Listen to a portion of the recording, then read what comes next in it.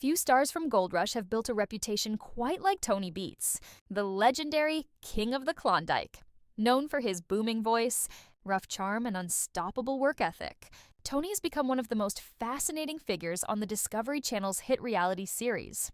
But away from the muddy mines and the heavy machinery, Tony Beets lives a life that most fans could never imagine, one filled with wealth, luxury, and the hard-earned rewards of decades of relentless effort in the gold business.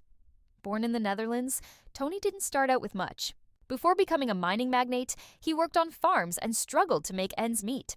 When he immigrated to Canada in the 1980s, all he had was a dream and an unmatched determination to find success.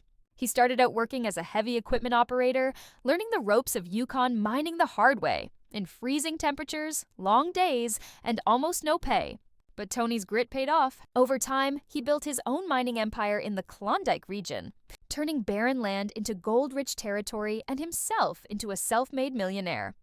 Today, Tony Beets' net worth is estimated to be around $15 million, a fortune he earned through sweat, strategy, and sheer force of will. His mining operation, Paradise Hill, has become one of the most productive in Yukon. Tony's empire includes massive dredges, top-tier equipment, dozens of workers, and hundreds of acres of mining claims. Yet, despite his rugged reputation, Tony's life off the mine is surprisingly refined.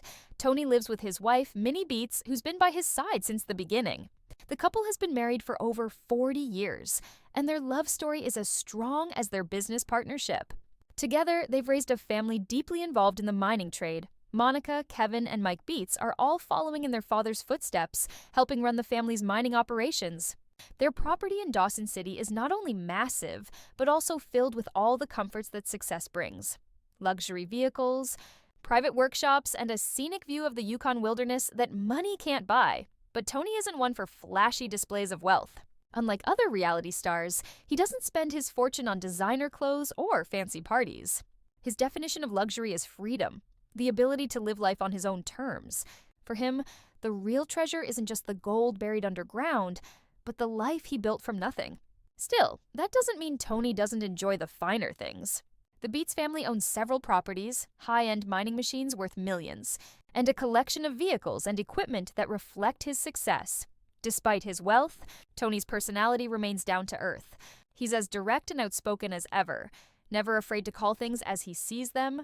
That attitude, combined with his unmatched expertise, has made him one of the most beloved and respected figures in Gold Rush history.